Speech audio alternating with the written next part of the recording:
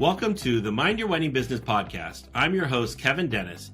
In addition to leading the charge at Wedding IQ, I also run Fantasy Sound Event Services, a lighting and entertainment company based in Livermore, California, that I founded over 30 years ago. Each week on this podcast, you'll hear thought-provoking and empowering interviews with wedding professionals who have found success in the industry. If you're a business-minded wedding pro who loves love, but also cares about their bottom line, buckle up and get ready to learn from a new industry expert each week. All right, folks, welcome to another episode of Mind Your Wedding Business. We're here with Margaux Fraise. Did I say it right? Or I did. Yeah. I got it. All right. I'm excited. So she's going to be here to talk to us today about using a retail mindset for events, which I'm very interested in because I think this is going to be a totally different approach to what we all do in our business. So I'm really excited to dive into this topic with you. But before we get jumping, tell us a little bit about yourself and how we got you here today. Yeah, absolutely. Always great to be here with you, Kevin. My name is Margaux Fraise. I am a wedding planner in Los Angeles. I'm also a wedding educator and speaker and the host of the premier online summit for wedding pros, the Wedding Summit Series. I have been a wedding planner since 2011.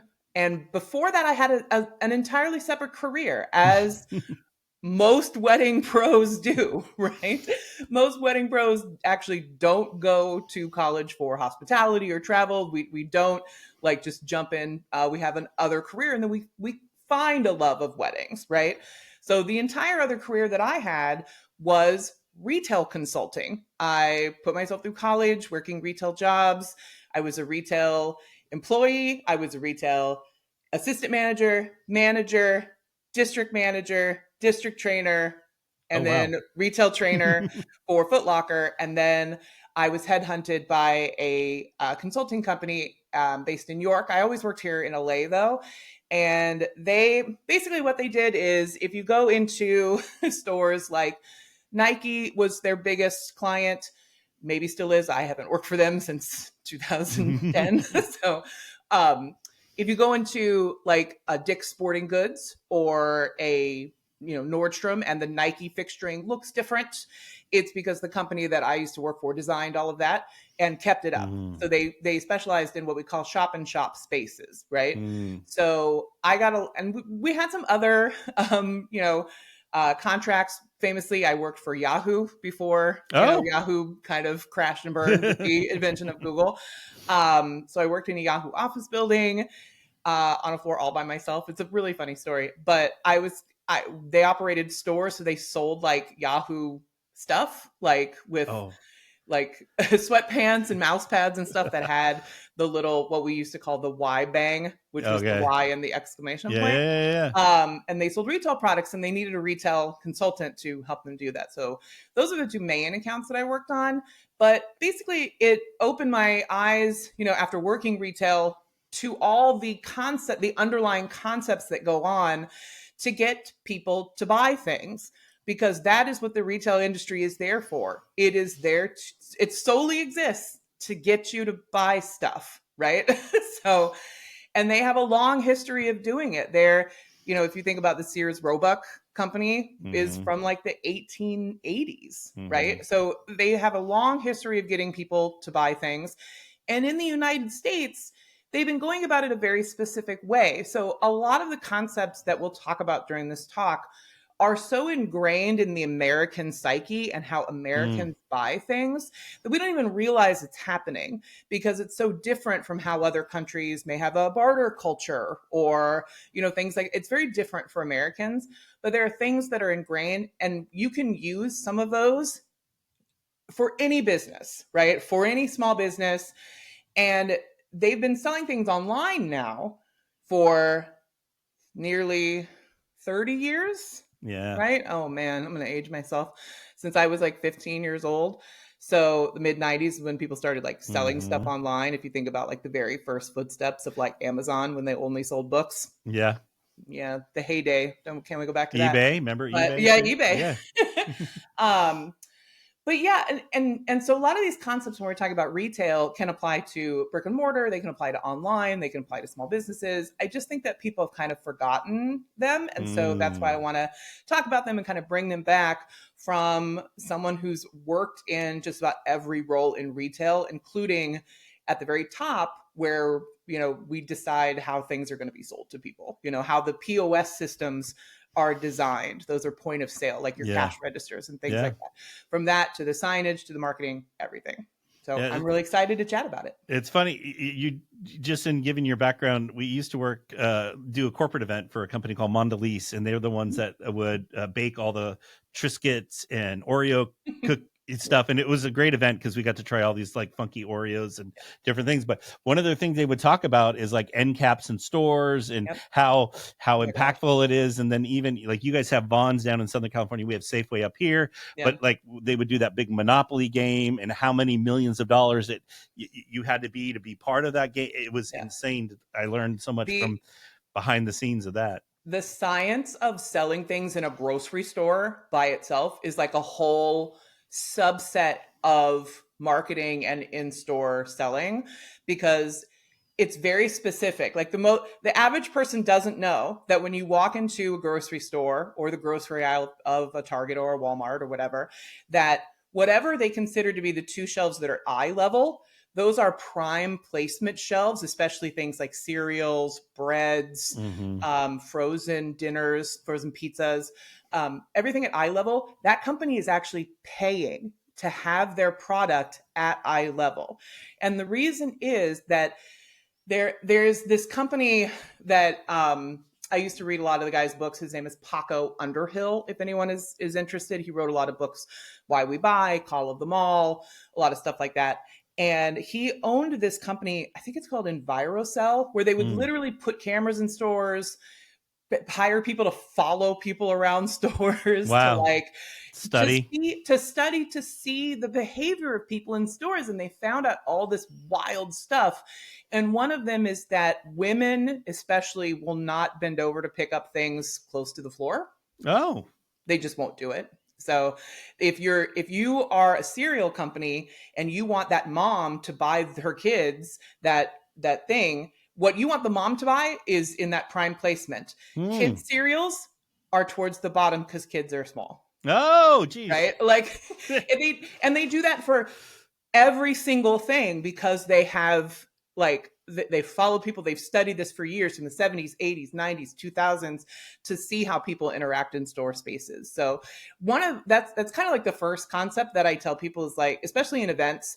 And what I think has made events of mine so successful throughout the years as a planner is that I made a point early in my career to talk to the venue owners and say, can you tell me, this venue?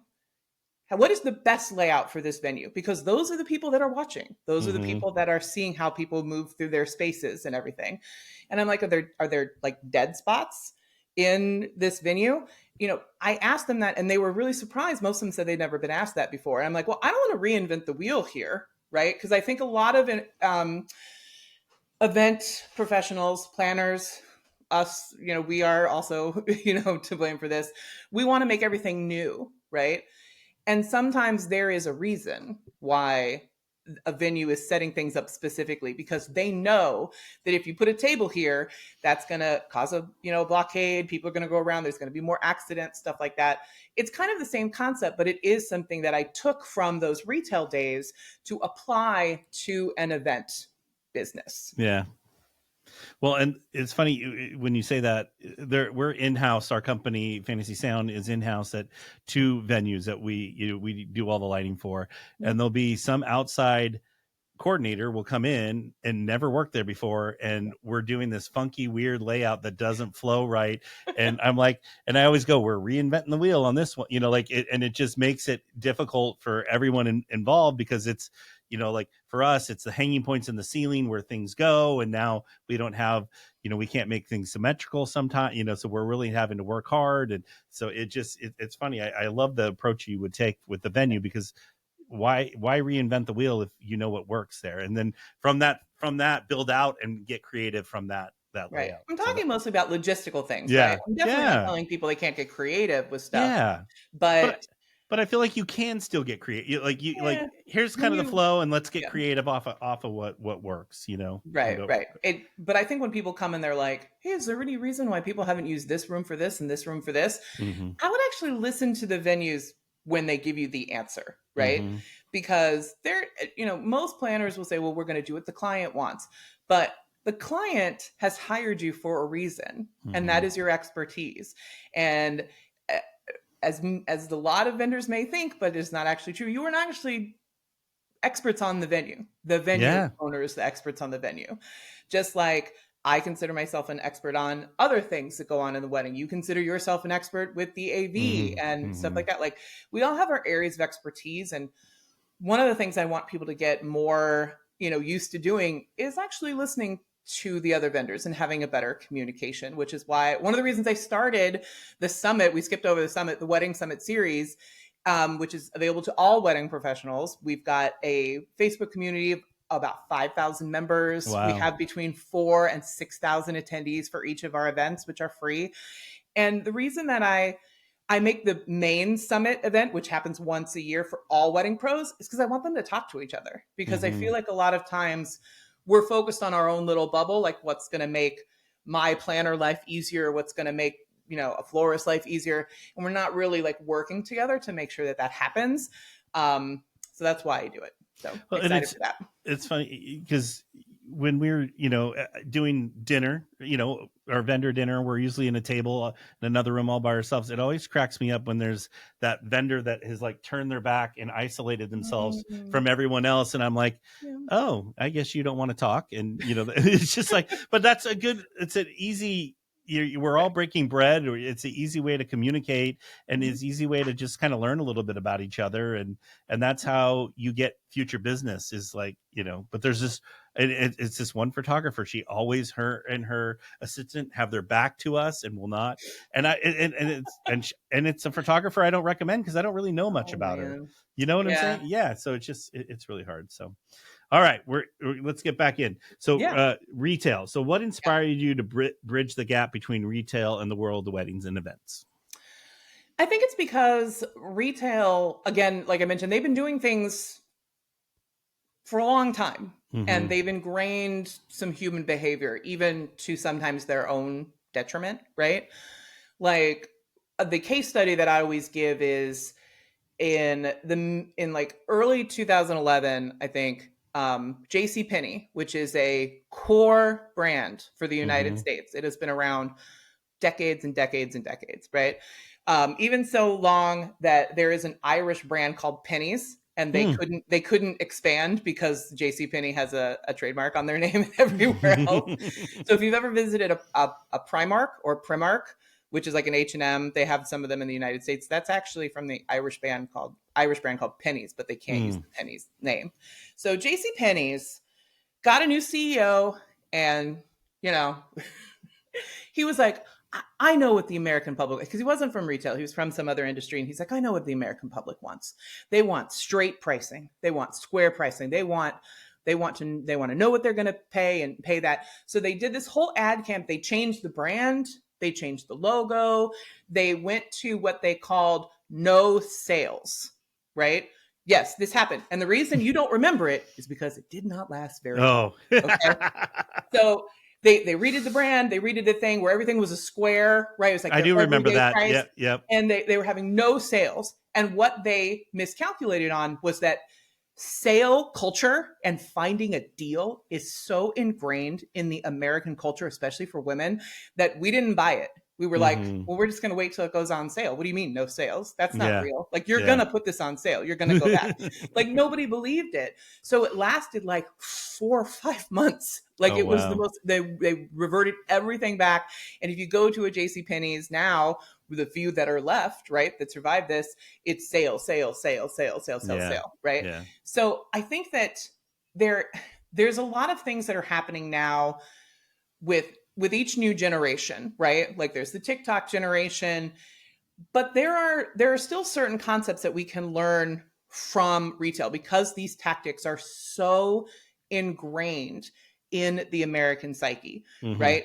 So like if you're a small business and you don't ever take advantage of offering a sale, then you may be losing out on business, right?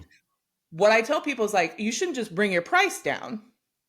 If you're going to bring your price down, you got to bring the services down to match, because I don't ever want people to lose out on money, because my job is mainly to support wedding professionals to level up, to make more money, make more profit, have a better lifestyle. So when I say take advantage of the fact that the American psyche is all about sales, it's not that I want you to charge less money. It's that I want you to understand that people like to get a deal, right? But I'm not saying that you should offer a $10,000 package for $5,000 at the same service level. It's offering a $5,000 package for the person who would never buy the $10,000 package, and to finagle, right? Massage your services or your offerings to be able to be profitable at that $5,000 sale price, and make it special and make it, something that people want.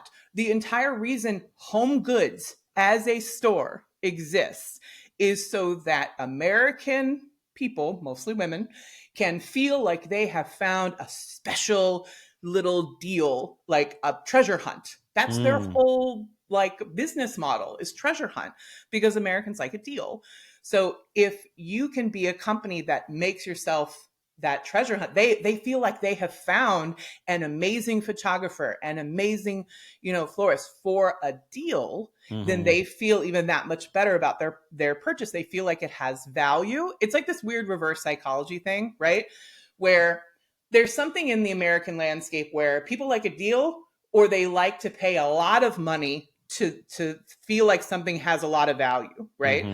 Which is often why when you are priced as a wedding professional in the mid range, right? Like for planners, a mid range in a big city like Los Angeles, New York, those are the things I use most often, because that's what I know about, because I'm here in Los Angeles. If you are a planner and you are pricing yourself between $8,000 and $14,000, that is a really hard sell for most people, even though that's really what you should be charging, right? Like that's like an appropriate amount of money for a full planning package. Yeah. People have a hard time paying that range. But if you bump it up to that more luxury level, right, you got to offer more services, because of that, they want to feel like they're getting their money's worth. Or you take it down, then you have every person that I've ever coached, right? I do VIP days, I do coaching for wedding planners. Every person that I've ever coached to bump up their prices to the next level. I did one last year with a great planner in Montana. And once she did that, she actually sold more. It was easier to do that, because Americans, they want a deal, or they want a labubu. Why are people paying $85 or however much it is for that ugly little gremlin on their bag? I'm sorry. That is the hill I will die on. Labubus are ugly AF. And now Louis Vuitton's got them now. Yes. Why are you doing that on a $10,000 purse? I will never know. But it's because they're rare and they're expensive. And people are assigning a value to that, right? Whether it's Labubus, whether it's Cabbage Patch dolls in the 80s, if something's considered rare and valuable, then you can charge a lot of money for it, right? Yeah. But if you are not a luxury service provider and you're going to charge $20,000, $25,000, $30,000 for a planning package, you better be prepared to back that up. If not, you may want to consider, massaging those services and offering a deal every once in a while. Yeah, I love that, and I love that you match the service to the price. You're not giving the $10,000 price in there. So good one. All right. So in retail, everything revolves around getting the customer to make a purchase. So how can that buying mindset translate into a service-based business like weddings? Yeah, service-based businesses are interesting, right? Because you're not offering like shoes, right? Like you're not Nike, you're not offering like a shoes, right? You're offering a experience. Planners, DJs, we're not offering physical things, right? Like the wedding industry is really made up of two specific things, right? Service providers and product providers. Service providers, again, are, like I said, they're DJs, they're photographers, they're, Photo booths. They're offering services. Things are like caterers, florists, dressmakers. They're offering like physical things that people take away. And so we can look at, how people do service-based stuff and how people do, brick and mortar, right? So like there are a couple of different things you can do for everyone. One is limited time offers, right? I was talking about deals, right? So limited time offers, things that are like, Memorial Day sales. Every car dealership in America has a Memorial Day sale, right? Things like a limited number, right?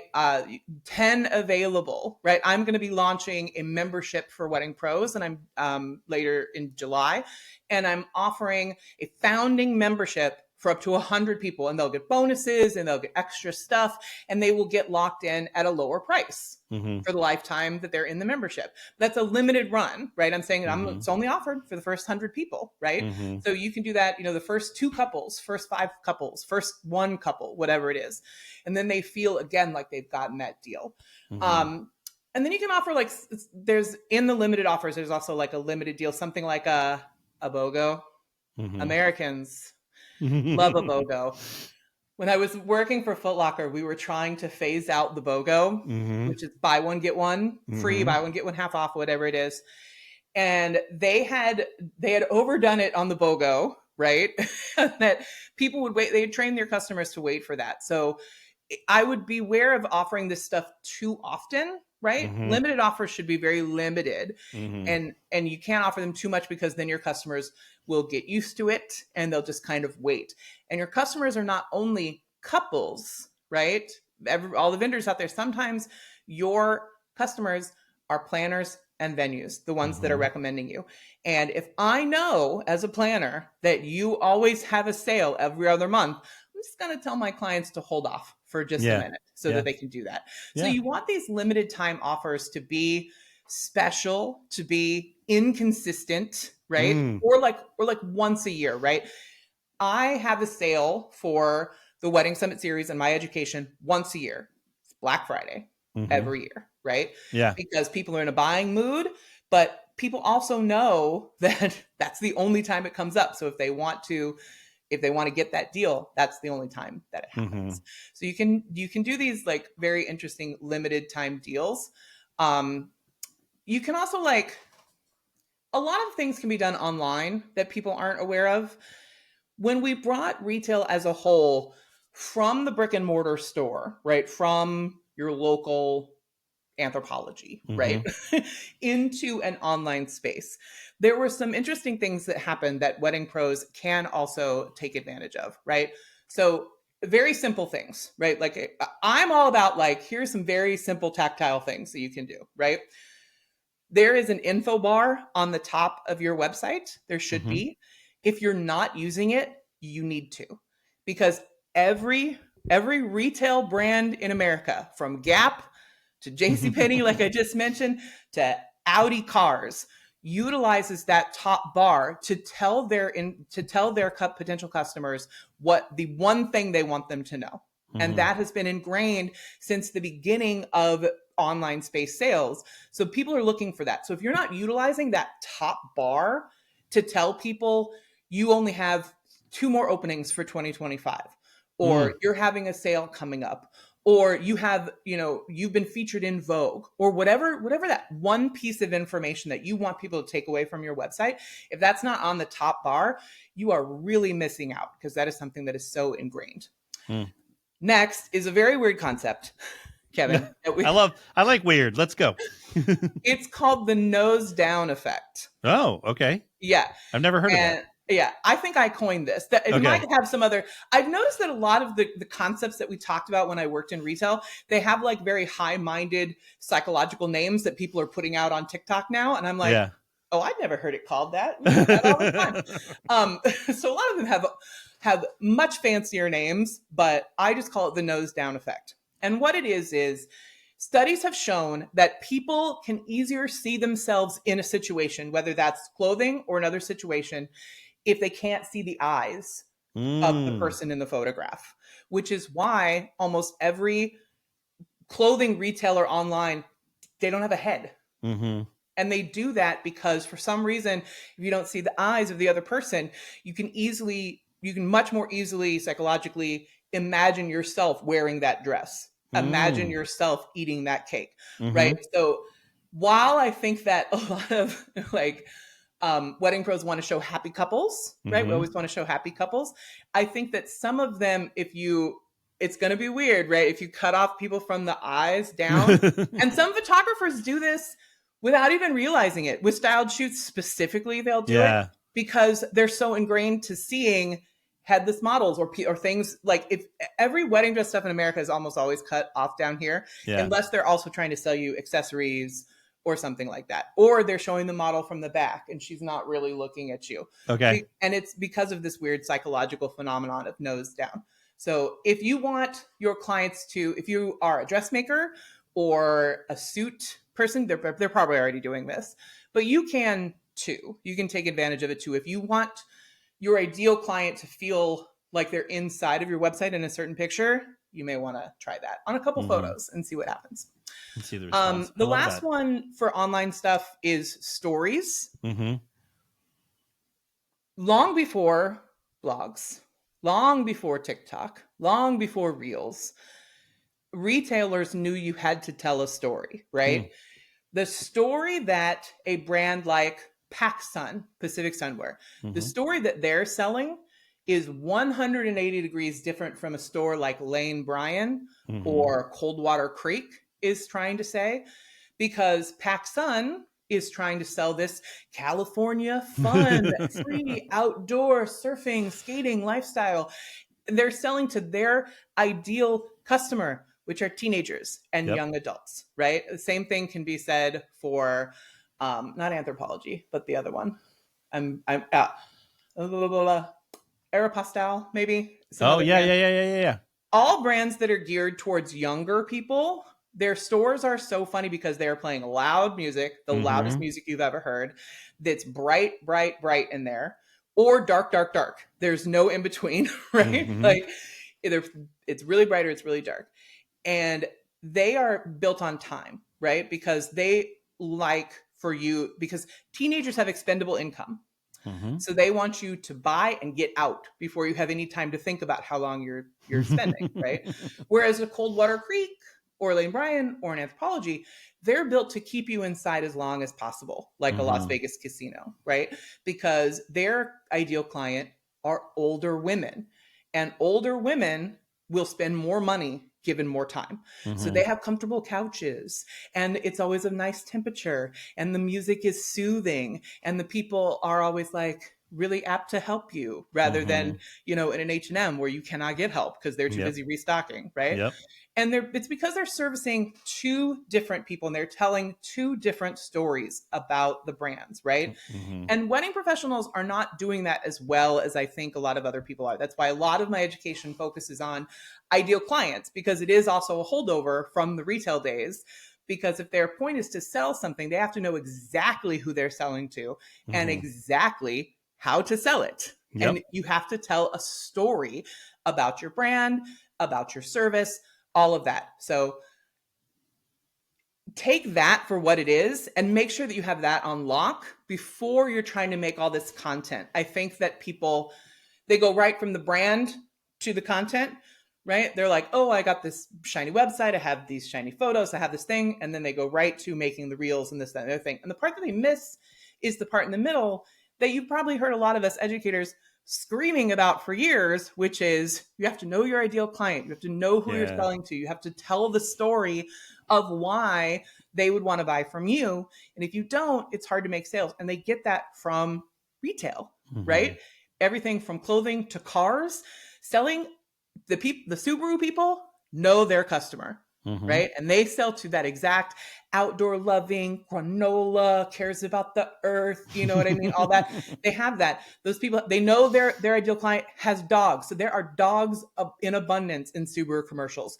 They know that those people are more likely to have children. There are children in abundance in Subaru commercials versus a BMW commercial or a Lincoln commercial, which is just Matthew McConaughey talking, right? Well, because can't go wrong with Matthew. those cars are being sold to men, right? that don't have to worry about carrying around the children, don't have to worry about that. They're more social climbers, things like that.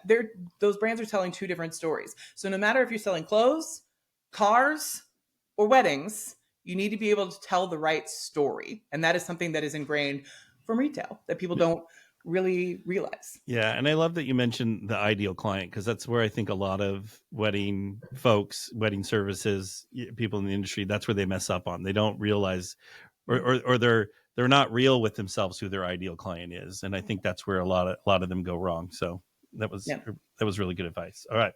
So what are some common point of sale techniques used in retail that event pros can adapt for bookings or upselling their service? Right. I mentioned a little bit about it when I was talking about the differences in stores, right? Mm-hmm. I think that point of sale, so when we're talking about point of sale versus point of purchase, Mm-hmm. right? And people oftentimes get those confused, right? So point of sale is when you pick up the item, Mm-hmm. right? We've named the cash register wrong because they call it a POS system, but that's not really right. Mm-hmm. The point of sale is when you make up your mind to buy something. And that is different than the point of purchase. Okay. The point of purchase is when you put in your credit card, you swipe your credit card, whatever that is. And those are two different things, right? So when we're talking about wedding service providers, right? So let's think about it this way, right? Okay. So the point of sale in a Sephora is when I go in and I say, the makeup that I use from MAC has been discontinued. This literally happened last week. I need help finding new makeup. And they and someone, a makeup professional leads me over to the Laura Mercier, and they put some on, and they do the sell, right? That's the selling, right? Mm-hmm. So that is what is translated into your website, your TikTok, your Reels, the story that you're trying to tell. She was telling me a story about how this makeup has more coverage because that's what I like. It has the color that is what I want. And she was reinforcing it through the story that I want, which is I want to look basically like I look now. But what I look like now is no longer offered because they changed the formulation.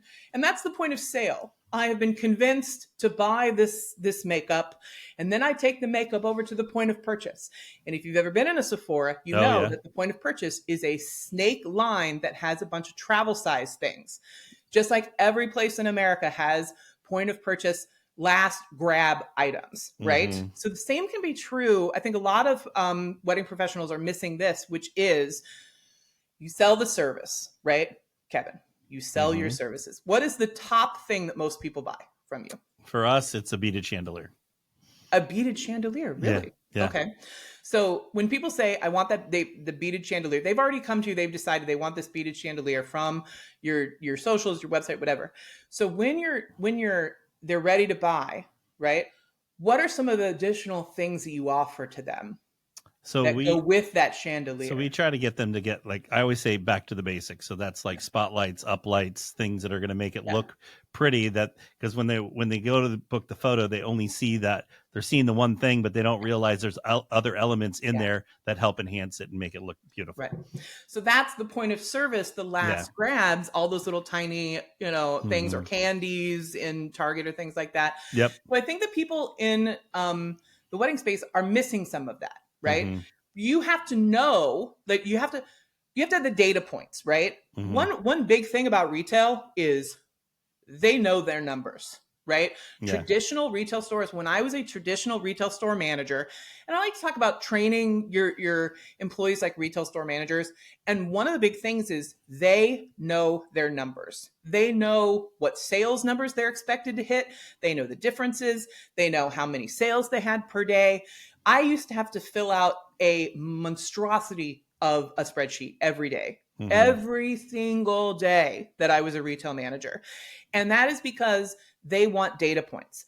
And I think that wedding pros are not great at that, which is why one of the products, one of the standalone like $19 products that's so popular that I sell as an educator is literally a lead inquiry spreadsheet, both in Excel and an Airtable, where people can track their leads and figure out the data points. So as part of that data, if you as a wedding professional can't tell me your top selling package, that's a problem. That right? is a problem. Because that is a huge data point. Because if you know the thing that people are coming to you most, right? Even if it's the only thing that you offer, I offer on my website 2 things. That does not mean that those are the only 2 things that get sold, right? It does not mean I don't have a secret third option that the people in and don't out know menu, about, the secret right? in and out menu.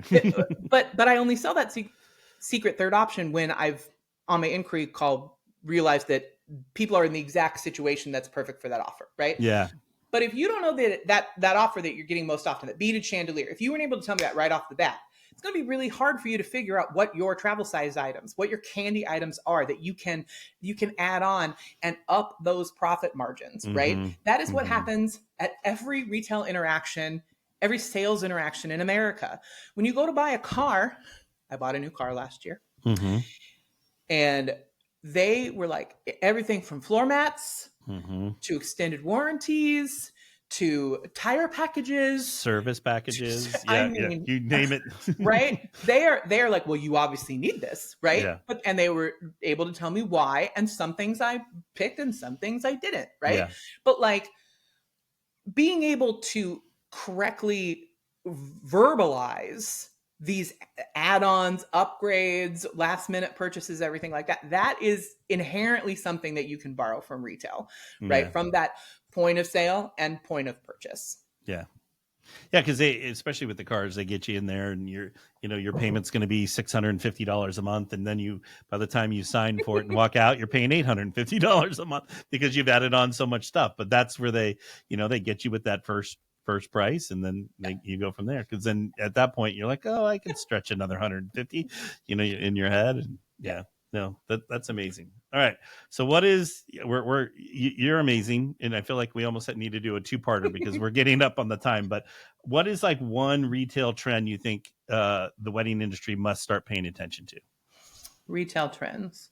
So I think that one thing that has gotten really kind of lost in modern retail is color theory, because the millennial color palette is gray, gray, gray, and more gray when it comes to retail, right?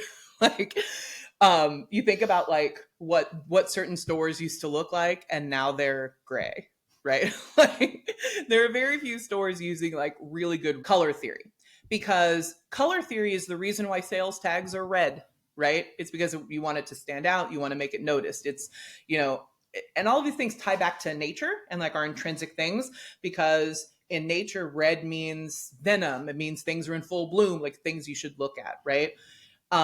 People forget that blues and greens are stability, right? That's why almost every tech firm in America started out with a blue or green logo, because people thought tech was fly by night, so they wanted to trick you into thinking that it was going to be a grounded thing, right? They're grounding. They're also go indicators. Like green is a go indicator, stoplights, right? So they're used for things like logos and pricing, Google Maps, roads, things like that. But they're also found in nature. The sky and the ocean are green and blue, right? Like they're in grass. They're stable things. I think that we've gotten away from these things that can indicate things that people should look at. Buttons on our website, different things like that. Having a logo that doesn't look like everyone else's logo in terms of color, right? I was actually raised with what we call seasonal color harmony, which is if you've ever, like, for women, if you've ever been told like you're a spring, you're a summer, and now on TikTok it's like the color swatches and they move them away from the face. My mother was a student of the woman who came up with that concept. Her name is Suzanne Cagill. You can look her up. In the 50s, she used to work with Edith Head and a lot of the studios as things went from black and white to color. It was very, very important to, and so color harmony is just about bringing the natural things in our world into, how we like go under the radar and like subliminally tell people, click this button, buy this thing, trust my brand. Like these are subconscious things that we've all gotten away from. because if you go to my website for my company, harmonycreativestudio.com, right? That's my planning company. It is all neutrals, but it's neutrals because that's my color aesthetic. Look here, all neutrals, right? It's a much different contrast to, let's say, our mutual friend Holly Gray, who's all about color. It's funny. I was thinking of her We're the whole always time. talking about how we're the yin and the yang of the same thing. But I like to do weddings that are minimalist and neutral, and Holly likes to do weddings that are colorful and theatrical. Yeah. And those are two different things and two different clients. Yep. So I think that most retail, sadly, and also all small businesses, untoward, have moved away from color as an indicator of what you can expect from their company to more safe millennial grays and peaches and, the millennial pink of it all, right? And everything is kind of gray. Remember the mall used to be so colorful in the 90s, Kevin? Like all the stores looked different. You could tell immediately like what was going on. And very few brands have kept that. Things like Color Me Mine or the store in the mall where they do the bears, or Build-A-Bear, or like Bed Bath and Beyond, because that's dead. The candle place, Bath and Body Works, right? Very few of these places have kept their identities, their color identities. And they almost stand out even more now in a sea of millennial gray sameness. And in the wedding industry, they tend to go for colors that are like that millennial pink or beige or black and white. So many luxury, quote unquote luxury, right? Whether they are actually luxury or just trying to be luxury. We did our last Wedding Summit series was the luxury edition. We do a different deep dive topic every time. And one of the overpurveying words of advice from the actual luxury providers were, your website doesn't have to be black and white to be considered luxury, right? It's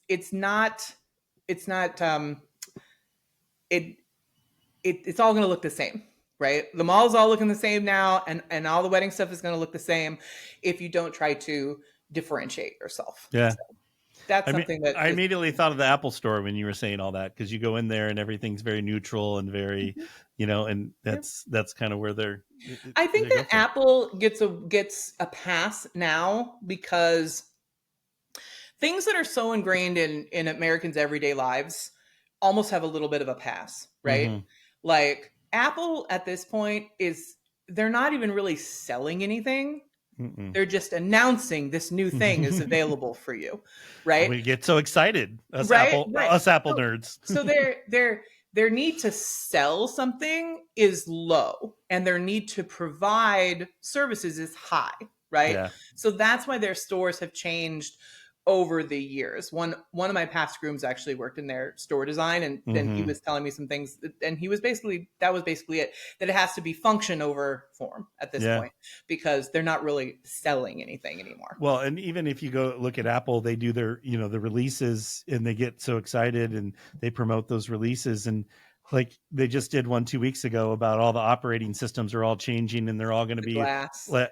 And everything's going to be the number 26 now, so the number is going to correspond with the year. So like, because all the operating systems are all different numbers starting next year. They're all going to be 26, and they're all going to be. Remember when they called them things like Panther? Oh yeah. Well, it's funny because they're still calling the Mac, the regular computer. It's still it's Tahoe, but it's 26. So they're all part of California, little pieces of California. I think that just goes that they're transcendent at this point. Like you don't have to think it, because one of the basic rules of selling anything is to not make it too complicated, because that just confuses people.